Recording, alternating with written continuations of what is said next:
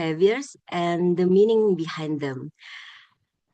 This is especially important in public health, where maybe problems are closely related to people, communities, culture, and social condition.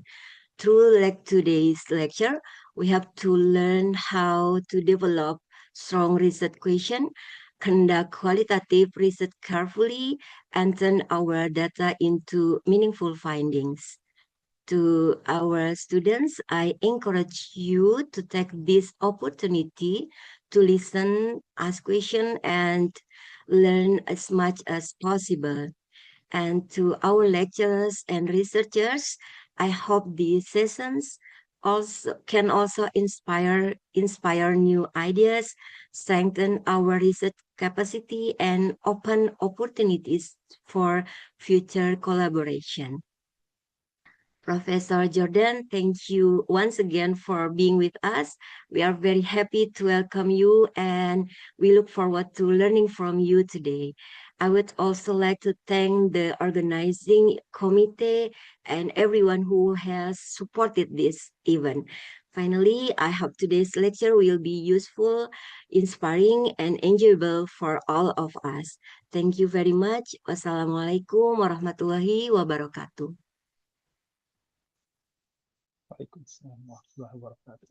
Thank you very much for your delightful speech, ma'am.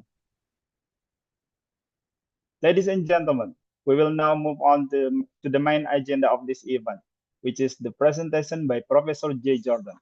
However, before we begin, allow me to briefly introduce his academic background and biography.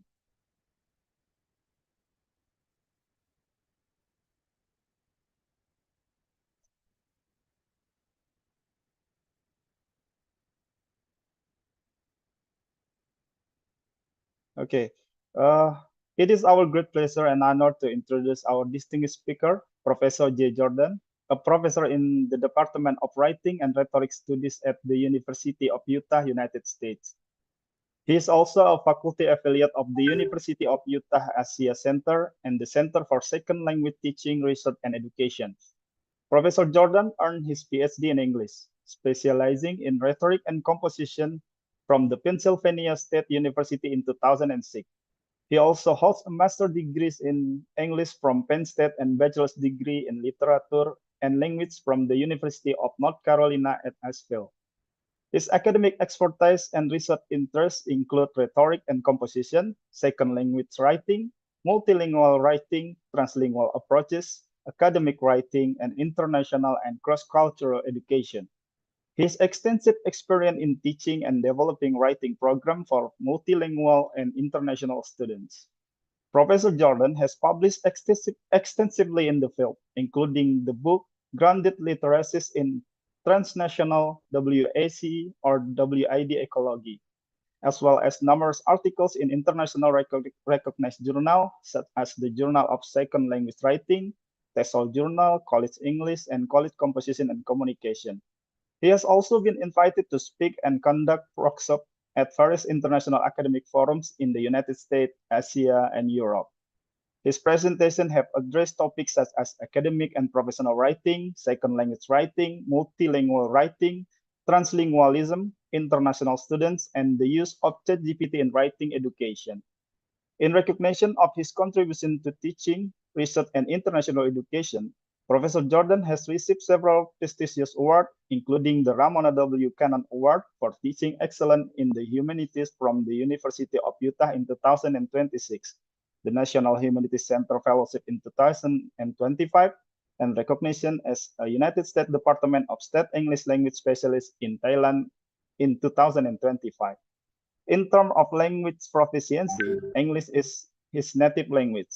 He also has proficiency in Spanish, French, German, and Polish as well. With his extensive academic experience, international engagement, research contribution, and expertise in writing and multilingual education, we are truly honored to have Professor Jordan with us today.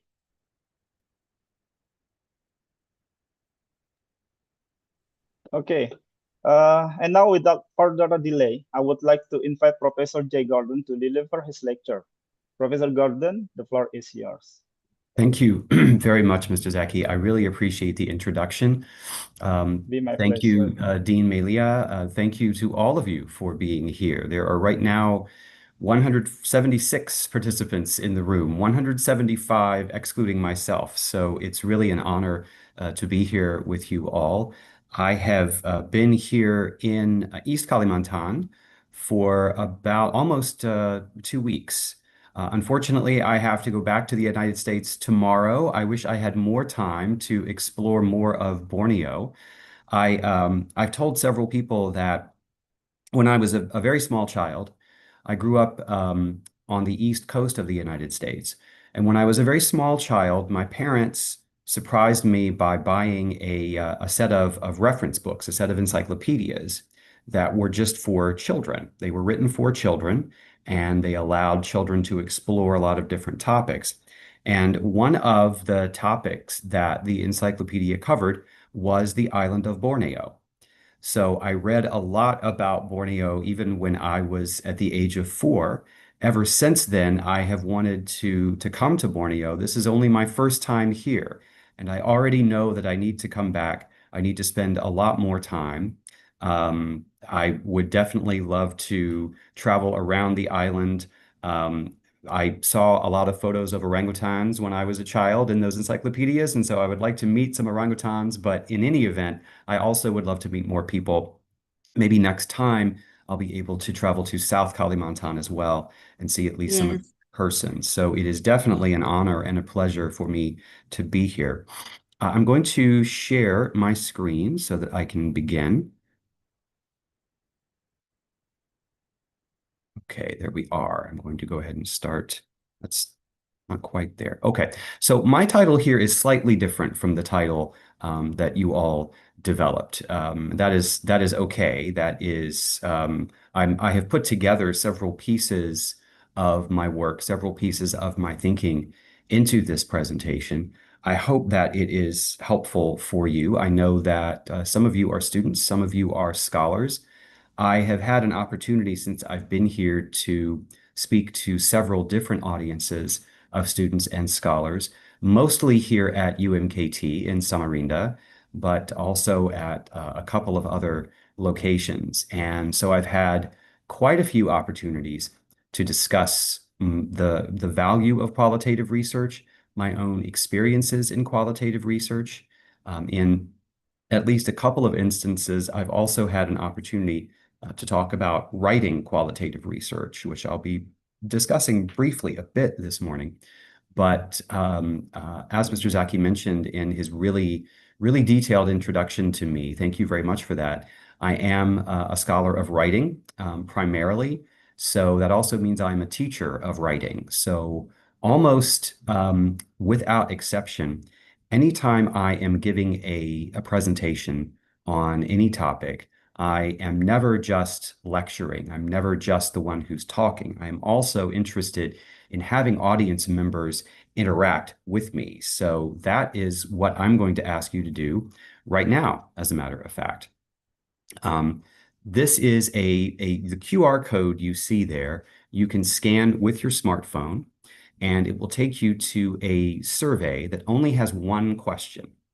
And that question, as you see there, is what thoughts or feelings come to mind when you think about doing qualitative research? What thoughts or feelings come to mind when you think about doing qualitative research? What I would like you to do is give you an opportunity to go to that link, respond. This is not a test. I will not be grading you. I will not be checking your grammar. As a matter of fact, if you would prefer to answer this question in Bahasa Indonesia, you're welcome to do that because I will, in just a few moments, share some of the responses. But I really want you to use this question as an opportunity to use writing, use your responses to think about this question yourselves. So let me just mute my microphone for, say, about 2 or so minutes and give you an opportunity to respond.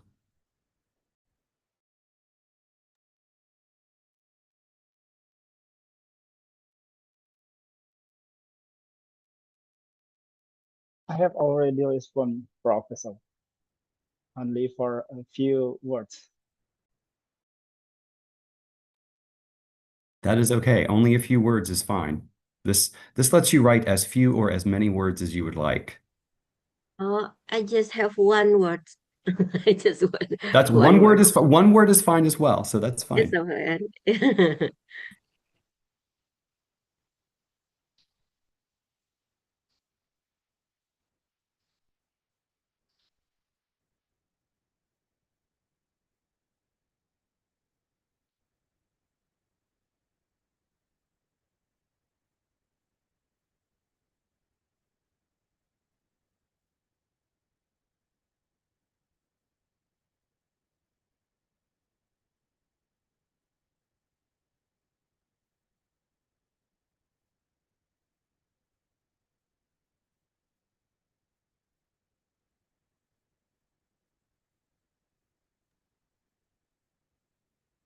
Let's say about one more minute.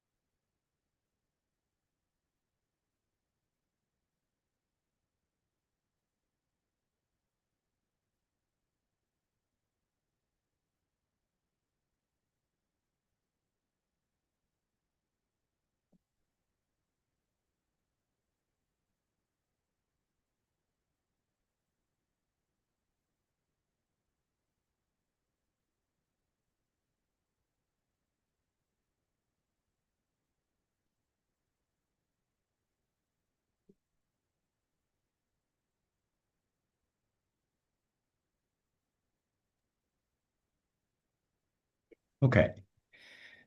So we have some responses. Narrative sentences, curious, excited, finding the why. We get to see problems from a human perspective.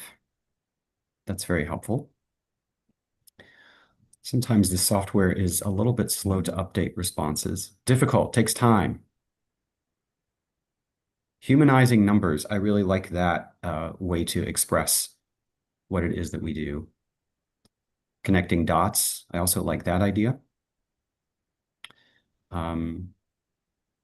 Nervous because collecting and analyzing detailed information can be challenging. Valuable opportunity to learn new things, understand real life experiences. Those are all fair comments. There are benefits and there are challenges, just as with anything else. But of course, with qualitative research, those benefits and challenges are unique. Certainly relates to numerical data. I appreciate that. One thing that maybe I have not, that is not in my presentation a little bit later, but something that I would like to say is that in some cases and in some fields, I think scholars sometimes think of qualitative research as something that we do before we do quantitative research. In other words, we might use qualitative research to identify some variables that we would then test in quantitative research. So sometimes qualitative research has a reputation of being um, you do it first, and then the serious research is when you do quantitative research. And I don't think that way. I think, for one thing, quantitative research can be before qualitative research. For instance, if we identify a relationship between two variables in quantitative research, then that tells us there's a relationship there, even if it is a significant and even a cause and effect relationship. That doesn't necessarily tell us why that relationship exists. So we need to do qualitative research in order to find out. And as I'll discuss in just a moment, sometimes qualitative research definitely stands on its own. I am a qualitative researcher myself.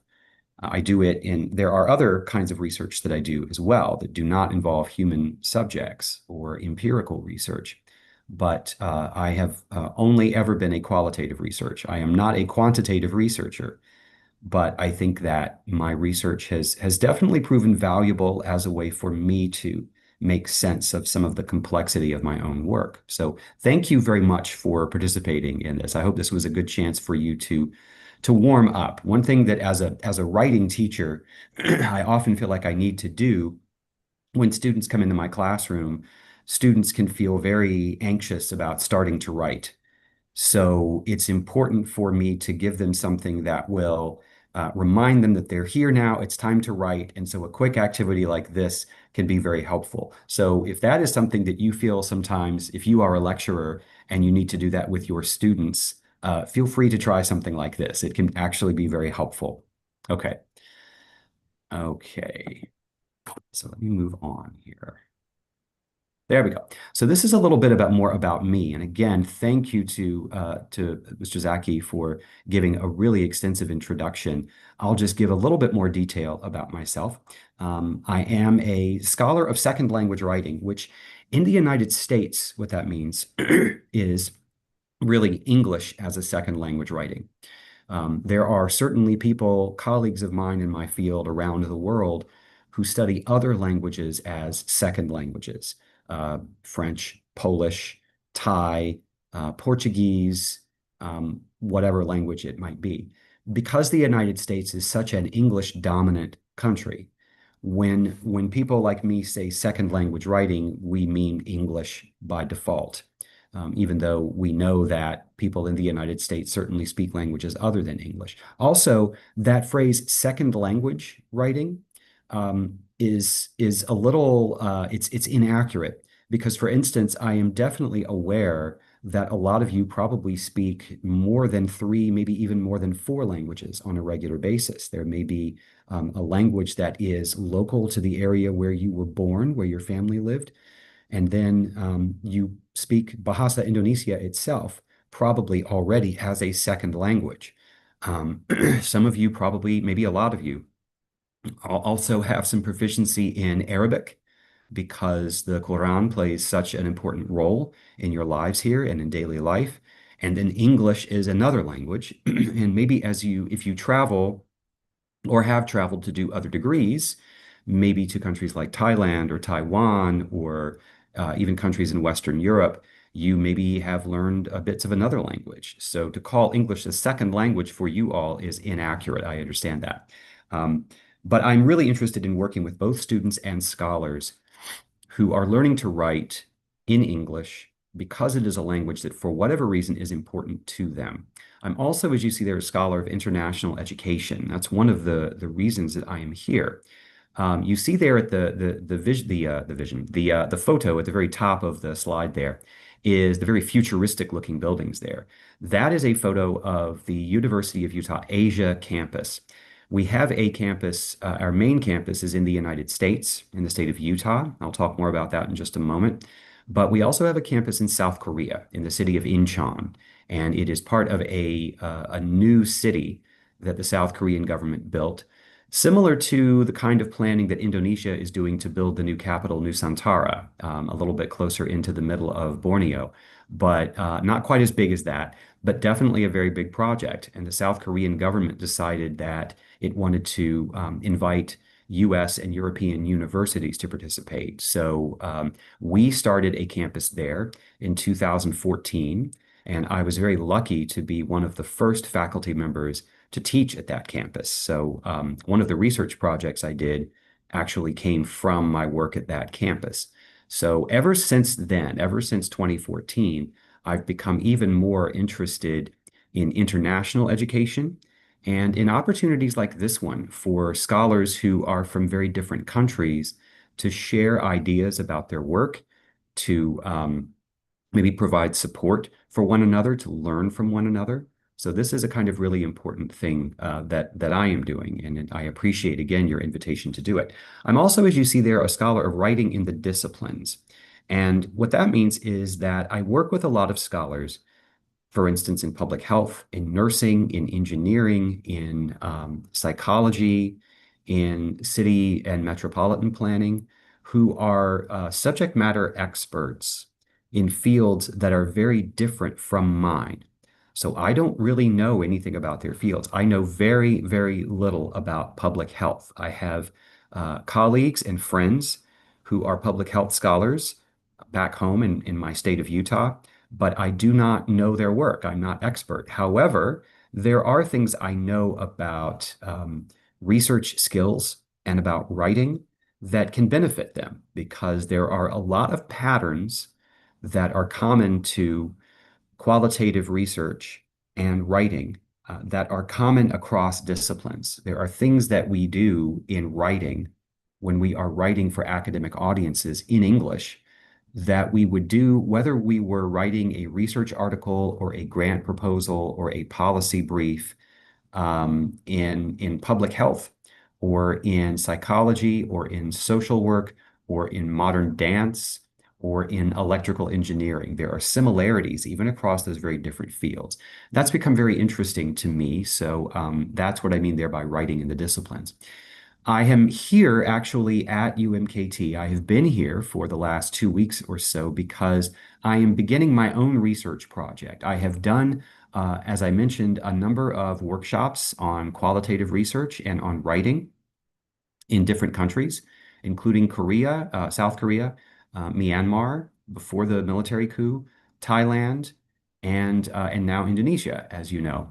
And while I have been really happy to work with and support faculty members and students in their own writing, I've also become really interested in researching what that means. So I have been here to start a new research project to me, a qualitative project in which I am interested in using ethnography to try to understand how writing for English research publication is a very complex thing. It's definitely complex just to think about the language. And I know that, for instance, probably a lot of you are really both anxious about and excited about publishing your research findings in English, both of those at the same time. Because in part, there are linguistic challenges to doing that. There are challenges in language. Almost everyone I've spoken to here has said, when I have asked, what makes you most anxious about writing in English? They have immediately said grammar, and specifically verb tense. Like yesterday I did, today I did, and tomorrow I will. And that makes sense to me because I am aware that English has at least 15 different tenses. Indonesian has 0. So sometimes I wish we didn't use tenses in English. It would make it a lot easier to learn. But for whatever reason, that's what we do. But so I know the language issues are complex, but there are a lot of other issues that are complex as well. So I've been here to start this research project in which I'm interested in looking at those. By the way, I should have said this at the beginning. The QR code there is a link to my CV. That was Mr. Zaki was showing the some of that on the screen. So if you're interested in just accessing a copy of it for yourself, you're welcome to do that. It also includes contact information for me, and you are definitely welcome to reach out. As I said, I will be returning to the U.S. on Saturday. I'll be flying tomorrow, and then I think just like you all here things will be starting very fast with the new semester. Our classes start on the 24th of August, but next week we have a lot of meetings, and I'm sure you all have as well. That's just what happens when semesters start. So I cannot promise that I will immediately respond to you, but please do feel free to reach out. Okay. This picture I wanted to put in because the picture that I did have here on the bottom of Salt Lake City, Utah, where my university is located, I decided wasn't a very good picture. So I wanted to use this picture, this photo, to show you what Utah looks like sometimes. This is a view of a national park in southern Utah called Arches National Park. And you can see there a lot of that red rock material. That is like rock that over time has been eroded by wind, a lot of high wind. And in some cases, the rocks form these shapes. They're called arches because it looks like an arch, obviously. And so that's just when parts of the rock have worn down faster than other parts of the rock. So it's a really beautiful landscape, but you also see there's snow on it. So we have a lot of desert landscape in my state of Utah, but we also do get a lot of snow. In my city of Salt Lake City, we can get as much as let me think. I'm trying to convert this to metric. We can get over 1,000 centimeters of snowfall every year during our winter, which is from between the months of December and March. So, and you know, the weather conditions, the El Nino that I think you all have heard about as well. There's a weather situation that's setting up, and apparently we are supposed to get a lot of snow this year. So maybe I'll send some more photos of snow in case you've never seen it before. But if you ever have an opportunity to come to the United States, I strongly encourage you to visit Utah, and I will be happy to have you and show you around. Okay. I wanted to talk about, it looks like someone got really excited and drew pictures of the snow or wanted to draw on the snow in that previous slide. So I don't know. That's okay. I'm glad that excited you, but I don't think I know how to remove those red lines that you drew. So if you can do that, great. If not, it's okay. We can keep going. I wanted to talk a little in more detail about a couple of the qualitative research projects that I have done. Both of these are books. And the reason I want to do this is to begin to discuss how I myself think about qualitative research, why it's important to me, why I think it has value for the work I do, and hopefully for the work you do as well. The QR code you see on this screen, you may scan, and that will take you to an electronic copy of this book, Grounded Literacies in a Transnational WAC-WID Ecology. WAC stands for Writing Across the Curriculum, WAC, and WID stands for Writing in the Disciplines, WID. So as I said before, I am interested in studying writing in the disciplines, and this book was really about that. So my research site was two different campuses of the same university, one in the United States and one in South Korea. It is this university's first international campus. And I've always been really interested in the ways that when students learn how to write in a classroom, how do they carry that knowledge with them to other classes? Like what I teach them as a writing teacher, how do I know maybe a year later, 4 years later, maybe 10 years later, when they've gone on to a permanent career or an academic career, how do I know that they have kept what I taught them? That's an extremely complex question in my field. We really don't know the full answer to that. Because it is so complex, that calls for qualitative research. There are definitely people in my field who do quantitative research on writing. For instance, we certainly have scholars who will ask students to write in response to a question, and then they will measure how long the students wrote, how many words. They may also measure and quantify the lengths of their sentences in English, because sometimes the longer a sentence you write, the more complex it is. That might tell us as instructors something about the student's knowledge or sophistication. So there are people who study those things. I was more interested in asking questions about how and why. And those are really good questions for, as someone noted in the question I asked earlier, those are great questions for qualitative research to answer. So I collected several different kinds of data: student writing, the writing they were doing in their classrooms, interviews with students, faculty interviews, observations of classrooms, and my own field notes over 3 years. Now, I did not stay at the Korean campus all 3 of those years. I should be very clear about that. Someone asked in an earlier presentation if that was true, and they said, how could you have handled all of that data? That is just so much data. And I said, no, don't misunderstand.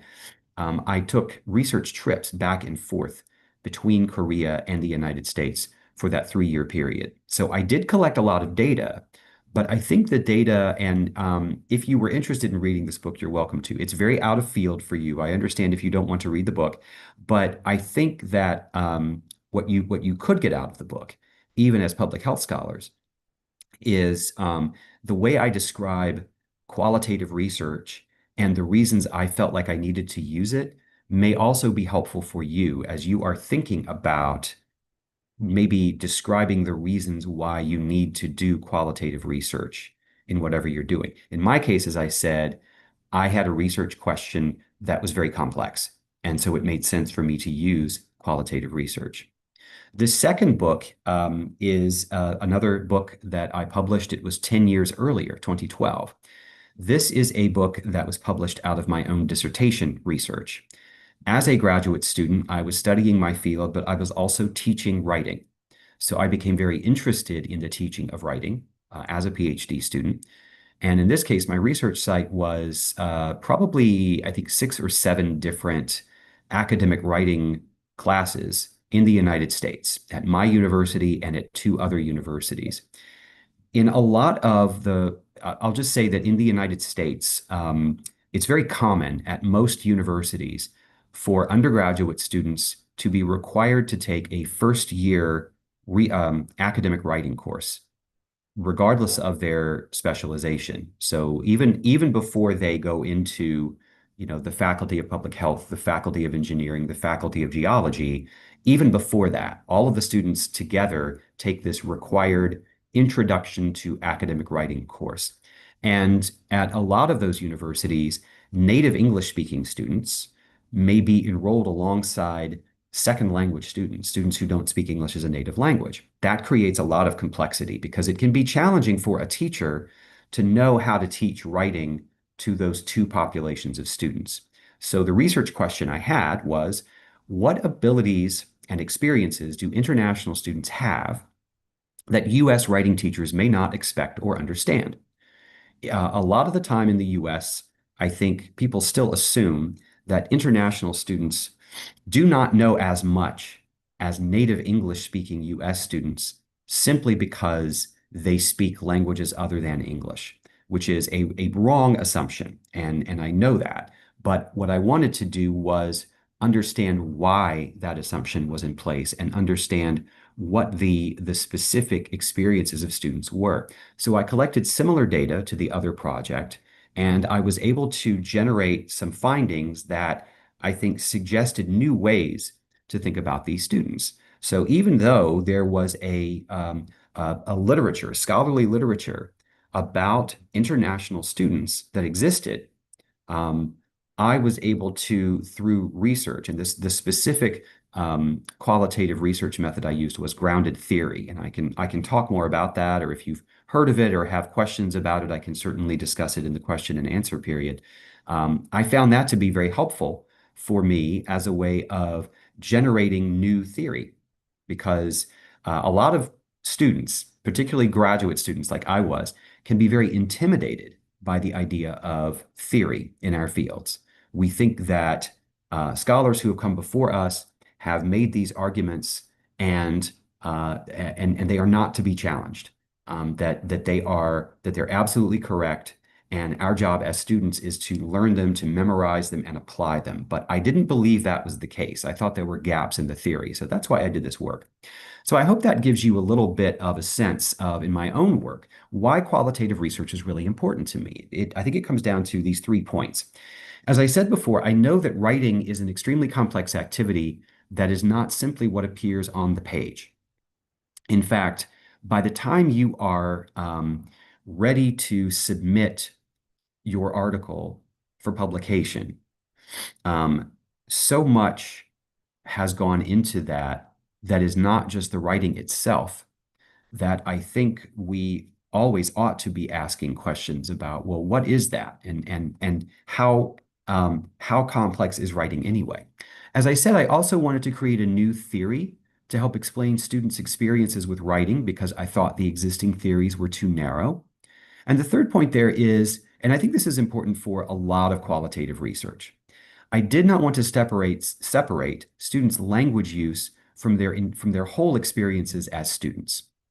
I often tell students in courses I teach that, because I teach a lot of courses about language, I teach courses in grammar, I teach courses in the history of the English language, and I always tell them that if something is changing in language, that means that something is changing somewhere else in our society. That language is a very powerful symbol for other things that are happening that are happening. So language change is also social change, and it is also individual change. So I wanted to be able to ask research questions that would not just pretend that language was a separate thing. I wanted it to be integrated into students' whole experiences. And I think that, as I said, I'm not an expert on public health, but as I've worked with public health scholars here, as I've gotten to know a number of public health scholars, and also at Mahidol University in Bangkok, where I have also worked with public health scholars, I have learned that that public health scholars are often very interested in doing the same thing. They may focus on one particular element of social health, but they're also interested in the full complexity of factors around that. This is just a brief summary, very foundational, very fundamental, of some of the key differences between quantitative and qualitative research. So you see qualitative in yellow on the left side of your screen. Hopefully you can see the differences in color, and quantitative in green on the right side of your screen. So I'll start with quantitative first, just there on the right side. We know that quantitative research is numerically representable.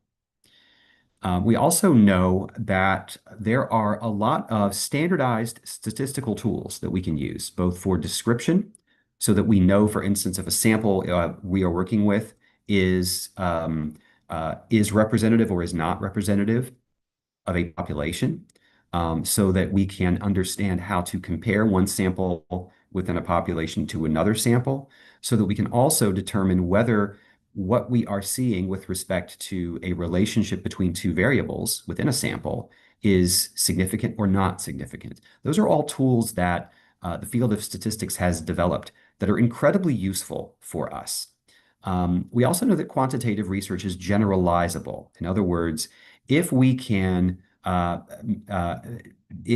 confident that the claims that we are making about a sample are valid, then that means we can expand those claims to perhaps a larger segment of the population. We also know that it is scalable. So if we are doing quantitative research with a group of 1,000 people, and we would like to expand that to 10,000 people, we know that we can probably do that, again, if our study is well designed. Something else I'll say about quantitative research, and I've learned this from scholars here, but also other places, and students as well. Quantitative research feels safe. In other words, it requires some statistical learning, which I don't have, by the way. I do not have a background in statistics. I feel very, I do not feel confident when I read quantitative research. I need someone to help me with it. But I think a lot of people who are learning how to publish research for the first time feel more confident with quantitative research because those standard tools are available, and because it is generalizable, because there are a lot of models for it, and because, and I've noticed this as I have read quantitative research, there are certain patterns in the ways that people analyze data that are the same across a lot of quantitative studies. So it feels very stable. Qualitative research, on the other hand, can be very, very complex and very challenging. It can be very rich. It can yield a lot of really fascinating results that answer the very hard questions of how and why, but it can also be somewhat intimidating. You see there, the first point I make is that qualitative research has high bandwidth. I've used that metaphor several times since I've been here with different audiences. Let me briefly explain what I mean. Bandwidth is a term you may or may not be familiar with, but I'm sure all of you have a phone. You're not seeing my phone right now because there's the back of it anyway. It's disappearing in front of the background. I'm holding up my phone. I really like to, because I'm traveling and I'm away from my wife, I like to have a video call with her over WhatsApp. It's really great. I can see her face, she can see mine, I can see her expression, she can hear my voice. But there are times when that won't work because the network is just, it's too busy. And so that video call will not go through. But I know that I can always send her a text message, regardless how busy the network is. It's not a problem. That's an expression of what bandwidth means, okay? And I mean the same thing with respect to this research. Quantitative research doesn't require very much bandwidth. In other words, with a set of numerically represented data and some standardized statistical tools, you can generate quite a bit of information. On the other hand, the information you generate is going to be limited. Qualitative research can generate a lot of very rich information about how and why, for instance, but it is expensive. In other words, it requires a lot more resources to do. So that's another challenge with qualitative research. The research that I'm doing here is expensive. I am very fortunate and very privileged to have some resources at my university that have allowed me to travel and that will allow me to travel again. But it is very expensive to do qualitative research, especially the kind of qualitative research that I really like to do. It is also, qualitative research is recursive. In other words, in quantitative research, if we have data and we have the tools and we use the tools to analyze the data, we can really just do it once. And as long as the tool is working well, we don't have to keep analyzing the data. In qualitative research, we do not have that luxury. Because we are not relying on standard tools, we have to repeat our analysis over and over very often.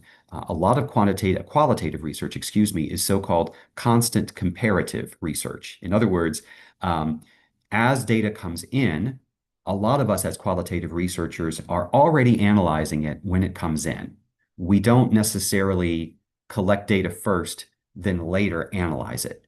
The relationship between data collection and analysis is very close in qualitative research, and we often repeat that process.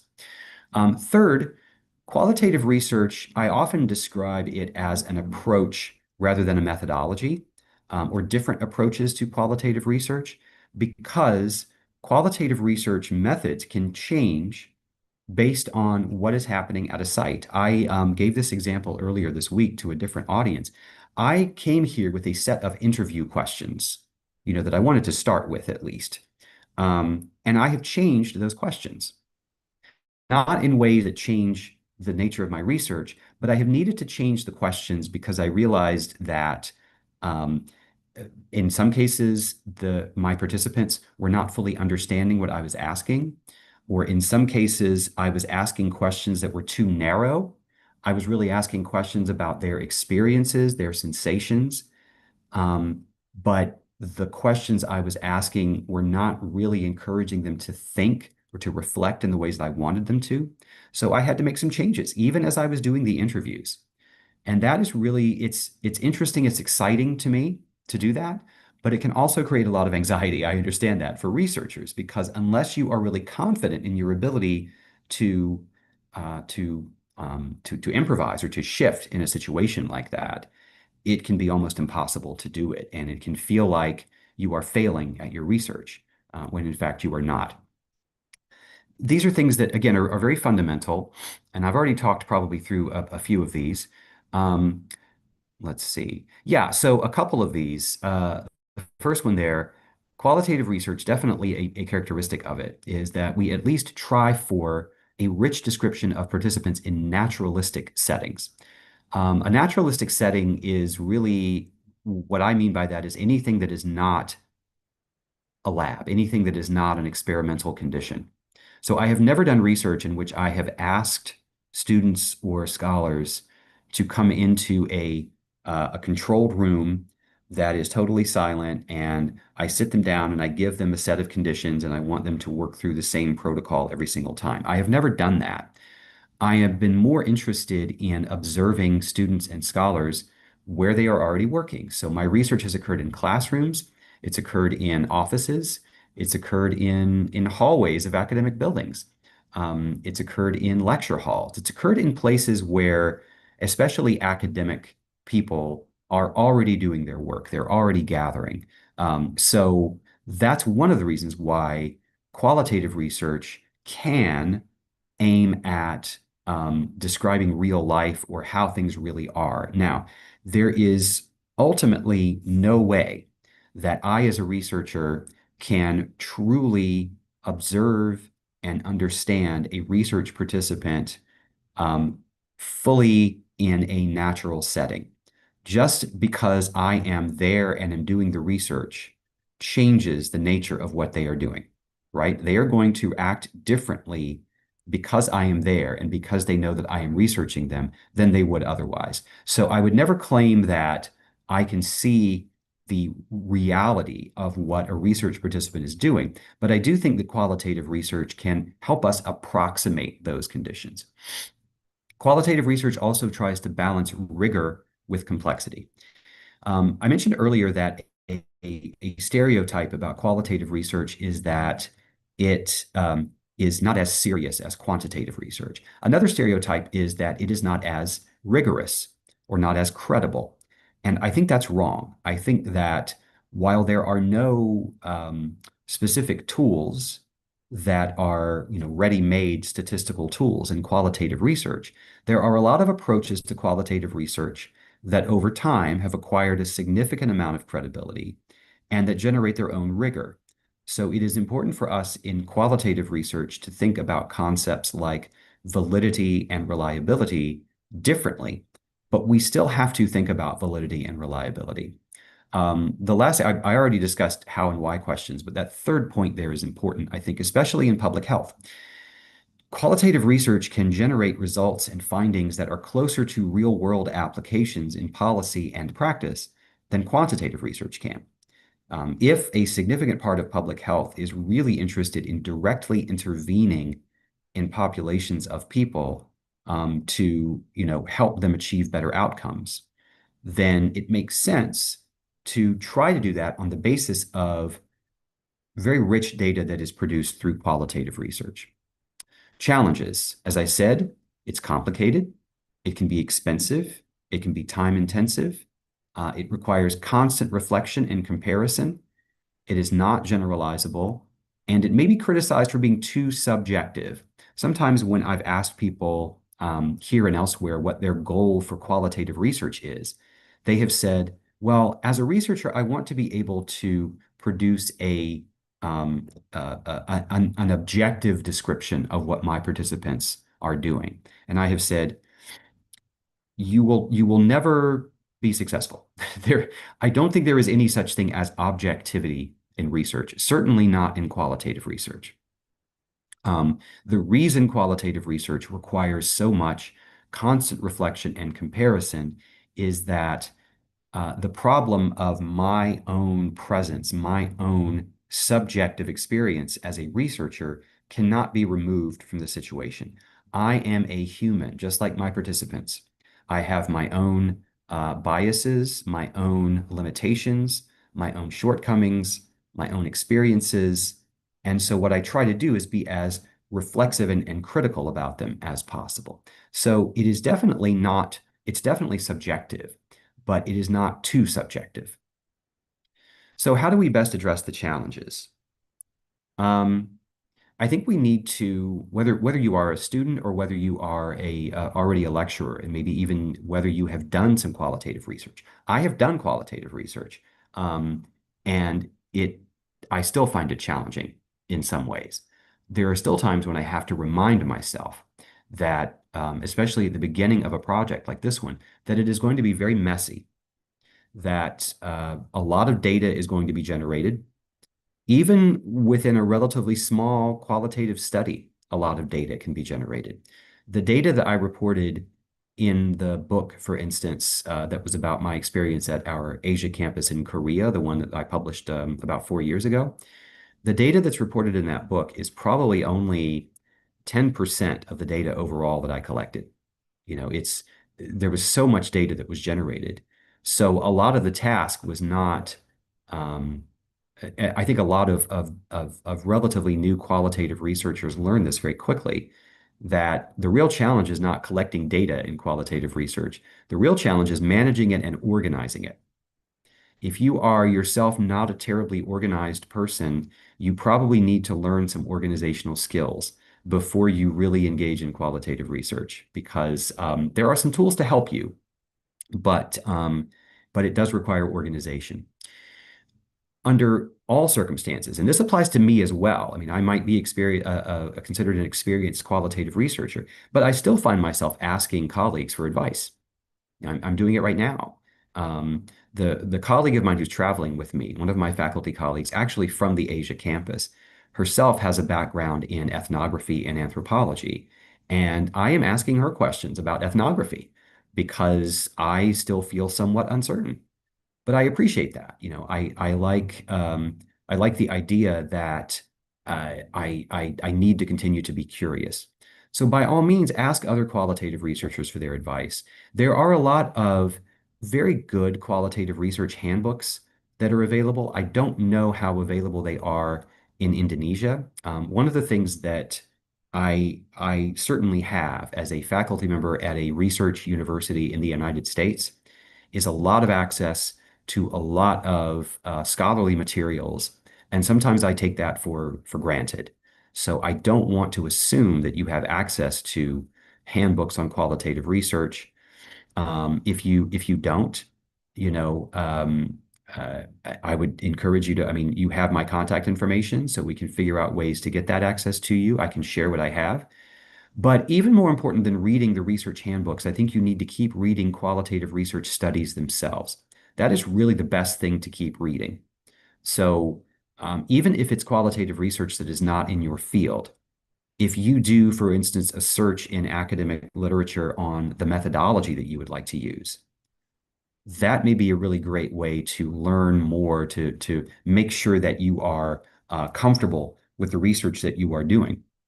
Because I was finding, for instance, that there were really good qualitative studies to guide me way outside of my field in areas like nursing, in sociology, and in other areas that were really not my own, but they were helpful because of the methodology they were using and the ways that they were describing it.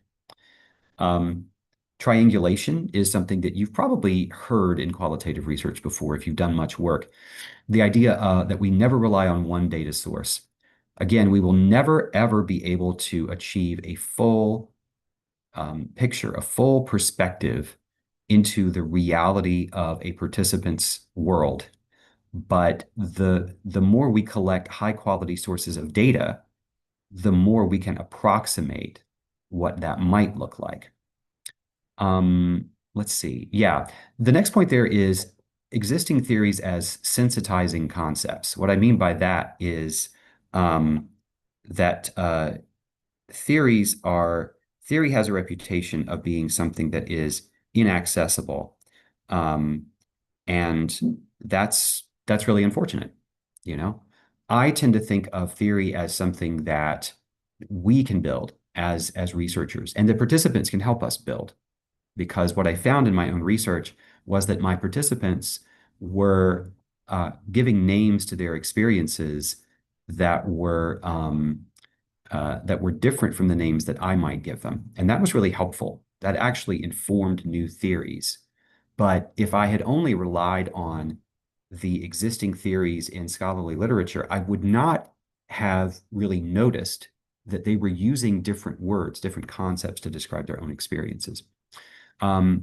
Thinking of research informants as participants, that's important, as I said, because these people could be helping you generate theory. So they are not just sources of information. They are co-participants with us. The next to last point there, I told you that I'm a writing scholar and a writing teacher. This is really important to me. When you are doing qualitative research in particular, it's important for you to use writing as a way of thinking and not just as a way to record what you believe you've already learned. A lot of people, whether they are native speakers or non-native speakers, are really anxious about writing because a lot of us throughout our education have tended to learn, I think, the very false idea that writing is only something that you do in a language after you have mastered the language. And that's not true. Writing is actually an extremely important means of thinking, not just a way of displaying what we know. So, in your field notes, in memos that you write, don't be shy about using whatever writing works for you. If you are, for one thing, just as a quick example, even if ultimately what you are intending to submit to a research publication should be in English, that does not mean that your field notes need to be in English. It doesn't mean that drafts of your work need to be in English. You need to use language itself as a tool to help your own learning. At some point, if you need to translate it, fine. but maybe not yet. Maybe wait for that. And then last, there are some digital tools that are available. I said before that we really need to be organized as qualitative researchers, and that can be a challenge for some of us. It can be a challenge for me. There are some digital tools that can help. I know that some people, for instance, as they have collected qualitative data and they have read through it and have wanted to, color code passages and identify themes and things like that.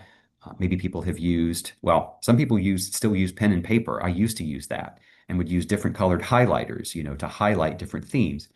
Some people may use a word processing program. Some people may use a spreadsheet like Microsoft Excel or Google Sheets or something like that. Deduce, which is the word you see there at the bottom, is a specific example of a qualitative research software package that is it's relatively low cost. My department tried to purchase a subscription to a software package called InVivo, which you may have heard of. It's spelled like the letter N, Vivo. And it is, a lot of people around the world use it for qualitative research. It's very powerful. It's also extremely expensive, very, very expensive. Deduce, I don't work for Deduce, so I won't get paid for promoting it. But the value of something like Deduce is that it gives you a lot of the same features that you would get from InVivo at much lower cost. So it's not as fully featured, but it is a lot more accessible. Deduce is just one example. I mean, there are a lot of others out there, and I think you should explore them because um, well, for one reason, increasingly, a lot of the data that I think we are gathering is digital. It's already digital. So, for instance, the interviews that I have been doing here, I have been recording digitally and then having them transcribed digitally. So it makes sense for me to have a digital tool where I could store that and then actually do the coding and the analysis. So explore some of those digital tools, and we can talk more about that a bit later. Okay. We may not. Let me see what's after this. Oh, okay. So I don't think we have time to do this poll. That is okay. So we'll just go on, and I will be happy to share this these slides with the embedded links. So Dean or someone else, let me know how I can best do that, and I'll be happy to do it. These are just some guides that I have embedded. So these link directly to the documents themselves. This is an overview of what is qualitative research, an overview and some guidelines. This is a small book on qualitative study, and this is specifically in the domain of public health, the value of qualitative methods to public health research, policy, and practice. I think all of these are, well, this is from a journal that is indexed and provided by Sage Publishers, and the second two links are from the National Institutes of Health in the United States. So they are all written in English, but I think they are quite accessible and very general. They provide an overview. Even if you, again, I said this earlier, even if you have done qualitative research already, I have found that there is always value in going back and looking at maybe some fundamental guides to qualitative research because I think it's worth the effort of reminding ourselves some of the fundamentals of qualitative research because it can be so complicated. It's worth, in a sense, going back to basics to remind ourselves of some fundamental concepts, some fundamental practices, and these are really good guides for that. So with that, I will stop sharing. I see that I am almost right at time, and I will pause to ask if there are questions or if there is any discussion. Thank you so much for your attention. Okay, thank you very much for your delightful presentation, Professor Jordan. Okay, I think now we go to the Q&A session. So for the participant who want to ask about the presentation or about the qualitative research, you may raise your hand. And for, okay, we have Doni to ask some question. Tolong Pak Edi bisa diaktifkan. Please activate the microphone of Doni. And if anyone else to ask some question, you may also make some question in the chat box. Okay. Okay, Doni, are you there? Hello. Okay, Doni, Thank I you so can much hear your voice. for the Yeah. moderator and the Professor J. Jordan for the insightful presentation. Buenos dias, Professor Jordan. Buenos días, muy buenos días. As an honor, escuchar su presentación. It's an honor for me to hear your presentation. So anyway, my name is Doni. I'm an undergraduate and Bachelor of Public Health student at the Universitas Islam Kalimantan Muhammad Arsyad Al-Banjari with an emphasis on health policy and administration.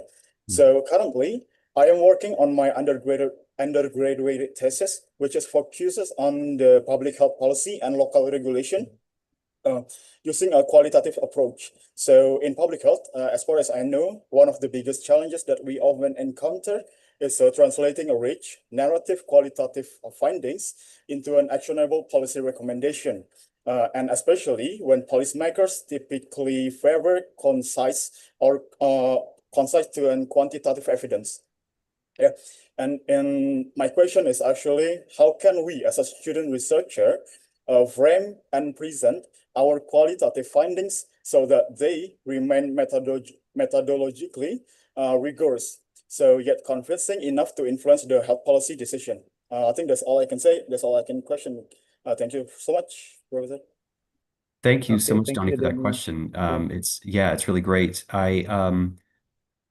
I think that I'm sorry, Zaki, did you want to say anything or translate the question or anything like that? Thought you had started speaking Uh, there. I didn't want to step on it's you. okay. You Okay. may answer directly. Okay. Yeah, thank you for that question. I agree that in a lot of policy settings, and I don't, this is out of field for me. In my field, it's a lot less common for us to provide policy recommendations. I mean, within the university, we provide policy recommendations. So I do have that kind of background. There have been times, especially recently, when we have had to make recommendations to our university administrators about policies. For instance, about the required class size.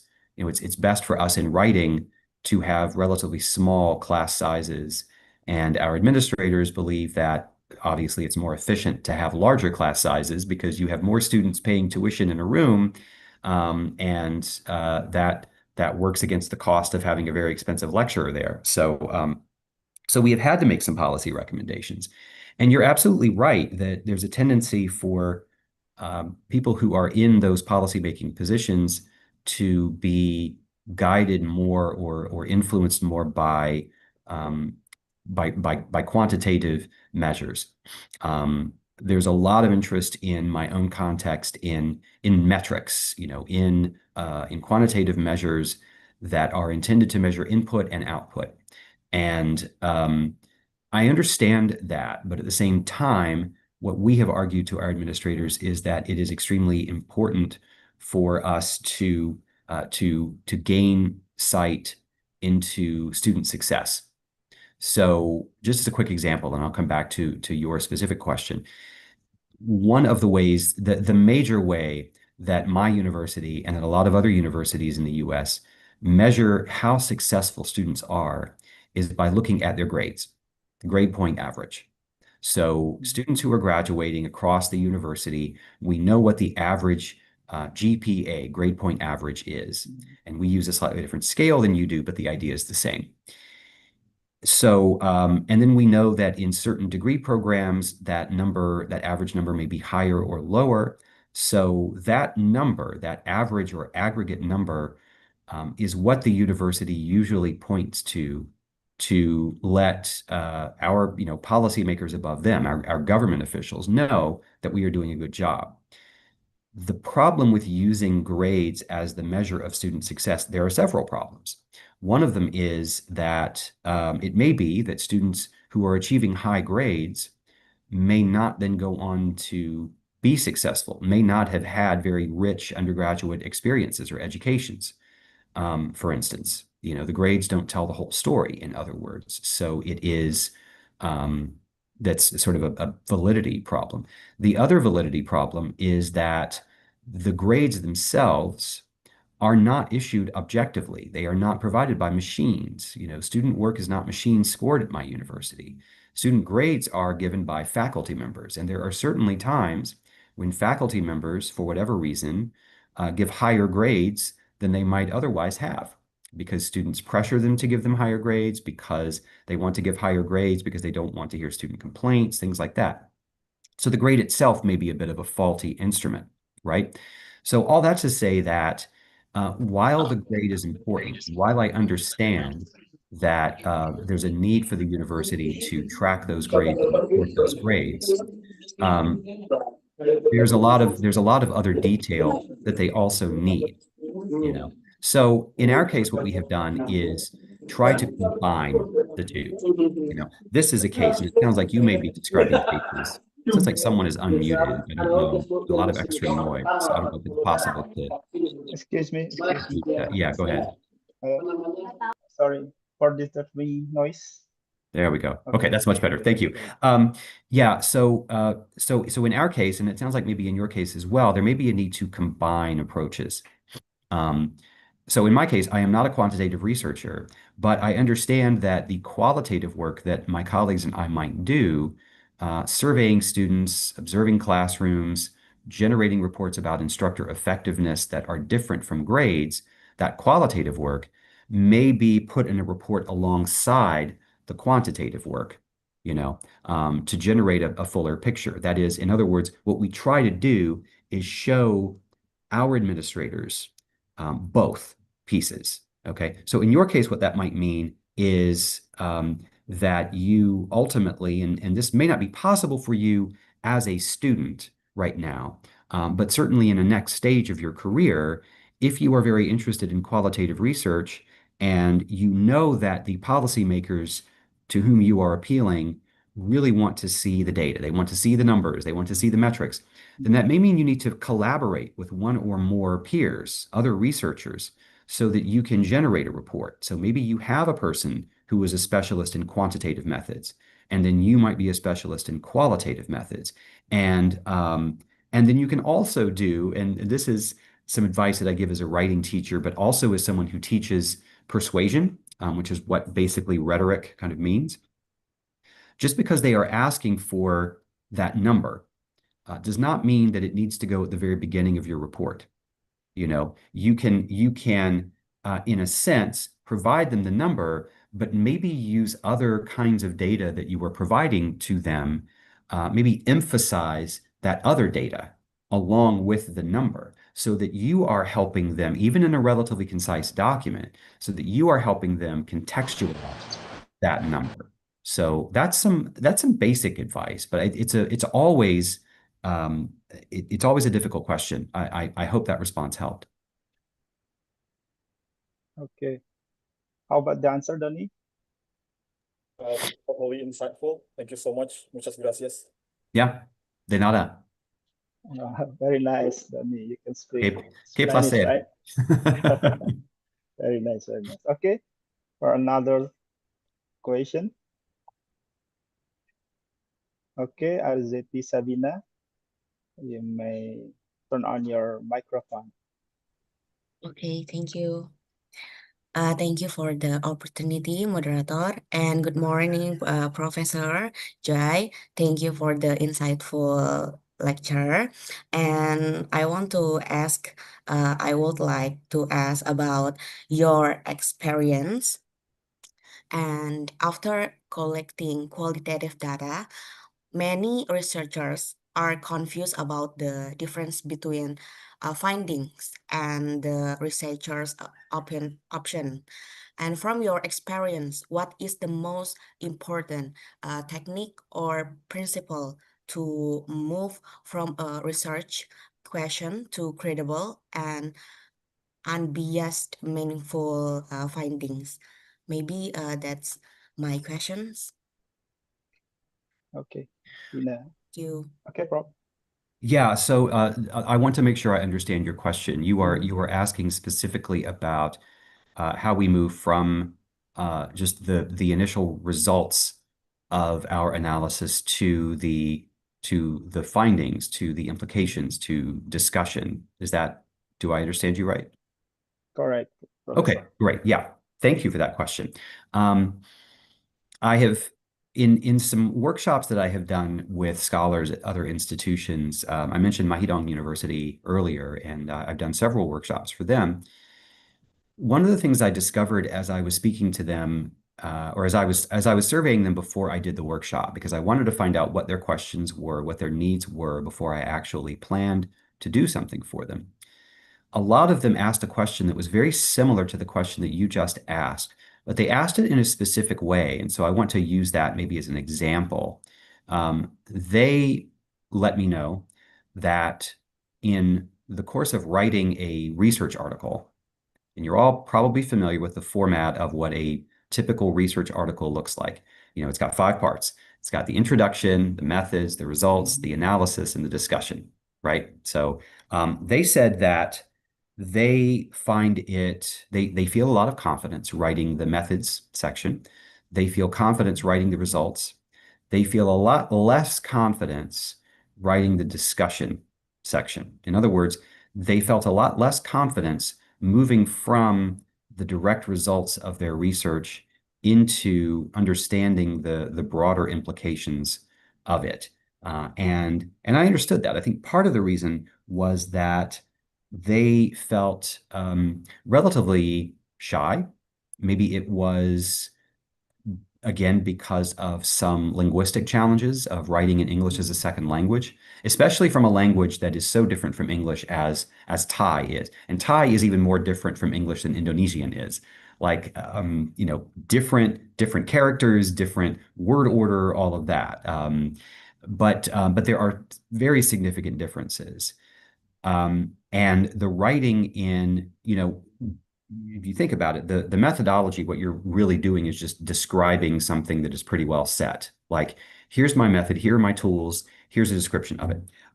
When you're generating, you know, visuals for an article, which I know that a lot of you would in public health, you construct the visuals.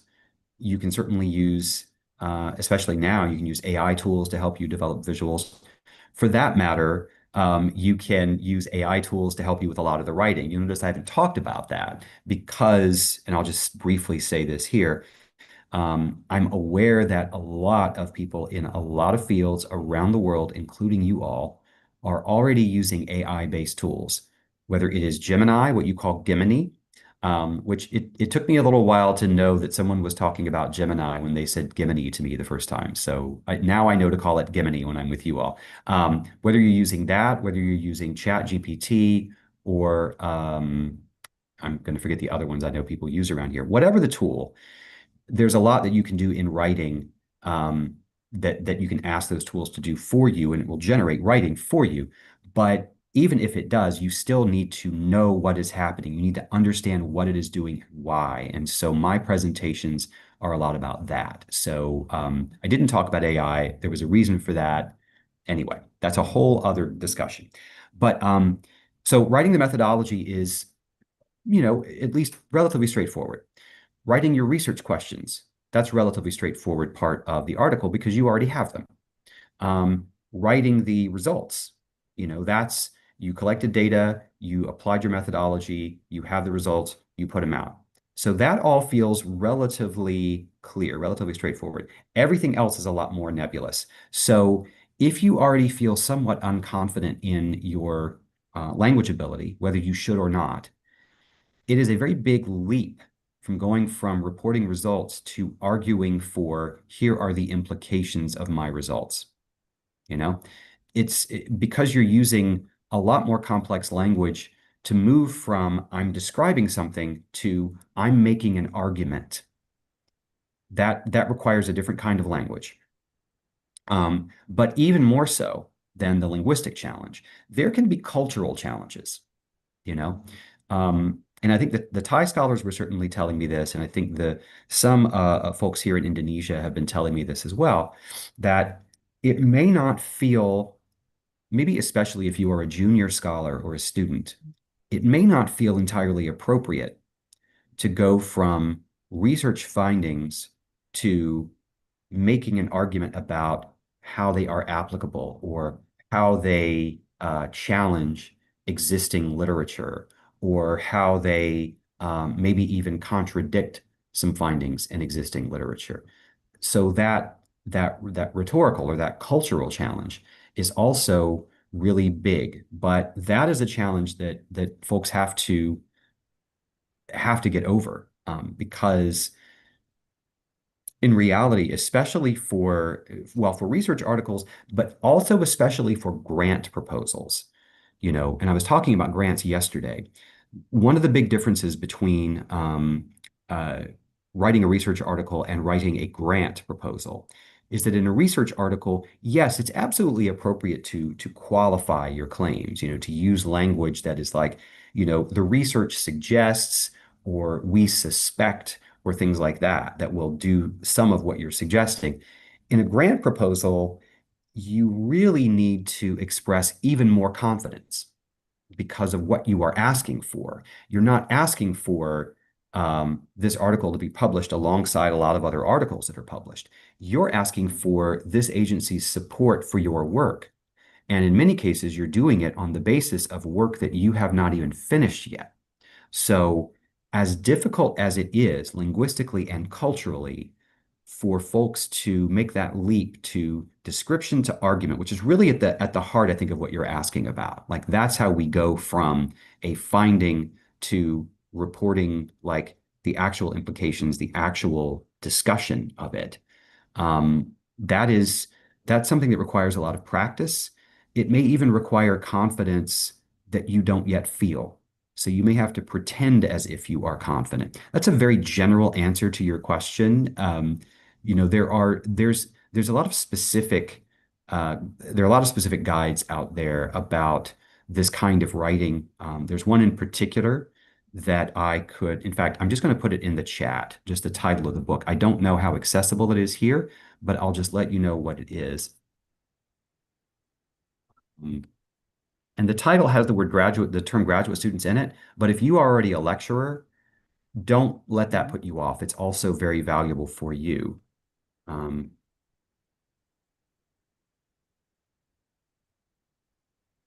Some of you may have encountered that book before. If not, I definitely recommend it to you. The book is Academic Writing for Graduate Students. The book is really great because it is based on the research that those authors did of thousands and thousands of research papers across disciplines. And what they did was they determined that there are patterns that occur. Among the patterns are ways that we use language to express results, but also to express implications of those results. So that book provides some, I think, really good general advice on what you asked. I hope that was helpful. Okay. I think very clear, Professor.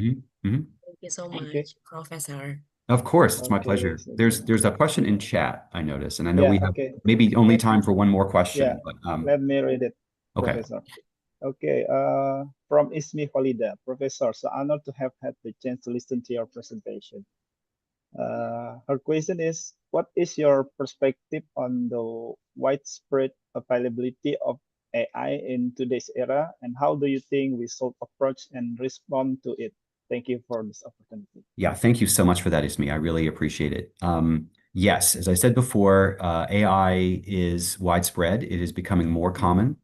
It there are people who in my field and probably in other fields who believe that we should just ban the use of AI in teaching and research and things like that. And that's simply not going to happen. We are just not going to be able to do that. It is already here, and it has already become extremely well integrated, even into our daily lives. I don't know if you all have this experience, but when I want to just like maybe compose an SMS message or something like that, um, Google, because I have a Samsung phone, and Google's AI will ask if I need help composing the text message, and I tell it, no, I don't. It's all right, but it's there for us. Not to mention its uses in research and in writing. I'm aware that it is. It is an extremely powerful tool, and like any other powerful tool, it carries risks. So that's the way I'm thinking about it right now, is that it is a new tool. We don't understand the full implications of it. We do understand that it's powerful. We understand that there are instances in which it's possible to use it inappropriately. A lot of universities, including my own, have still not fully created policies for the use of AI, except to require people to just disclose, let people know that they're using AI anytime they are. So I know that we're right at time. The best advice I can give in response to this question is, first of all, to make yourself aware of the policy at your university and in your department for AI before you really do anything. And then if the policy is you're certainly welcome to use it, but just try to use it as responsibly as possible, then if you are going to use it, make sure that you are not simply asking AI a question and using its response without, without evaluating it yourself. You need to be, as computing experts say, the human in the loop. In other words, don't give the job to AI. It may be tempting at times, but ultimately, if AI produces something that is incorrect or inappropriate, you are the one who is responsible for it. We don't know how to hold AI responsible for things. We do know how to hold humans responsible for things. So keep that in mind. The agency is still yours. The responsibility is still yours. So even if policies allow you to use it, you need to be documenting what you are doing at all times. You need to constantly check the results of AI based on your own judgment and that of experts you work with. And that's really the best advice I have for now, but it's a fast evolving situation. Okay, very insightful, Professor. I think that is for the last question because we have limit on time. We're gonna move to the Excuse another me. agenda. Okay. Who is this? Excuse me. Thank you. Oh, Bu We Hikmah. Okay, Bu Hikmah. Okay, you may ask for the last question. I think this is the last question. It's okay, Prof. Jordan? Okay. Yes, Okay, that's this fine. is That's for the okay. last question. Okay. Thank you, Professor J. Jordan, for the insightful presentation. I would like to ask a question regarding the adoption of qualitative research among students. Okay, Okay, that's please go our ahead with your question. question. For students Mhm. who are hesitant to choose qualitative methods due to fears of subjective or bias, what key advice would you offer to help them upload rigor and validity? That's a good And question. Go ahead. Sorry. and sebentar. Tadi sensitif teorisnya, sensitif.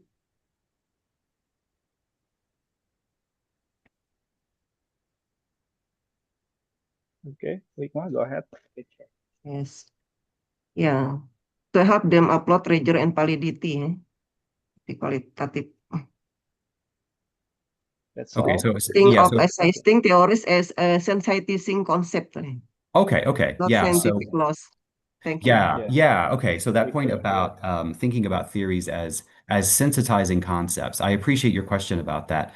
Um, the phrase sensitizing concepts comes from the work of a sociologist named Herbert Blumer in the 1950s, who was I think he had maybe been giving a speech at a major sociological association, and he was complaining actually at the time that an increasing number of sociologists were just applying ready-made theories to social situations and were getting, the same results out of the questions they were asking.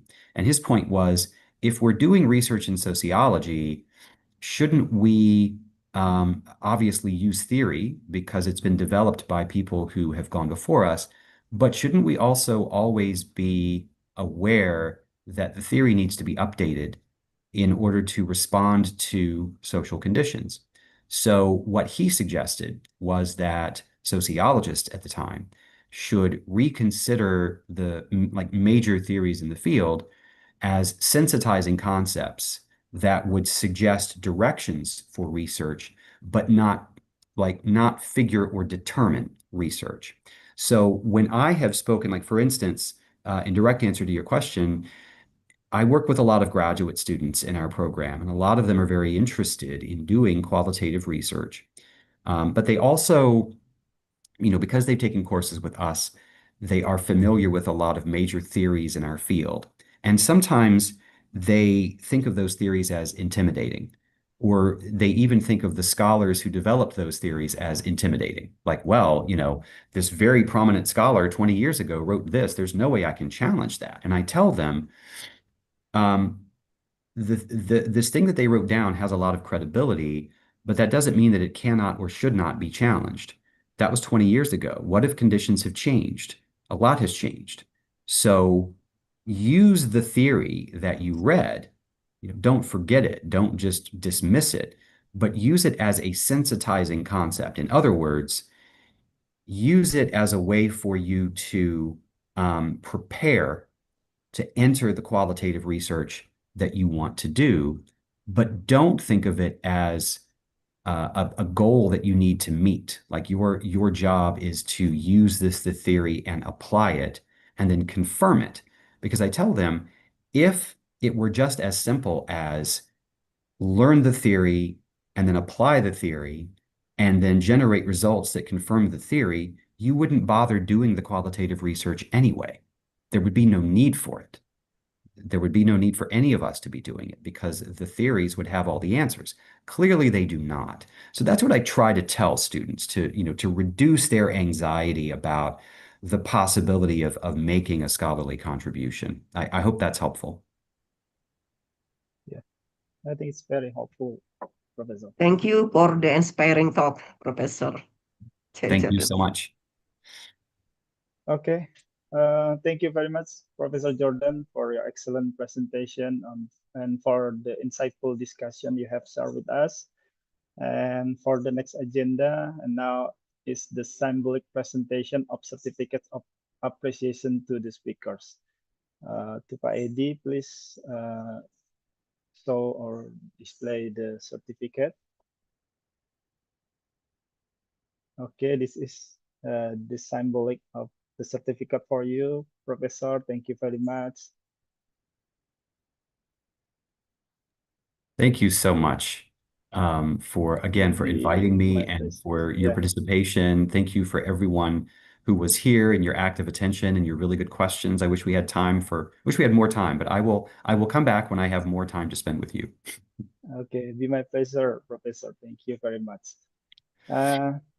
Okay, before we close the event, let's take a group photo together. We kindly ask all participants to turn on your cameras for the photo. Okay, I need help from Pak Edi to make a capture or screenshot for the display. Okay, I think we have 13 slides here, 13 windows. So this is for the first window or for the first slide. 1, 2, 3. Okay, for the next window. Go to the next page, Pak Edi. Sudah Pak Edi untuk halaman pertama?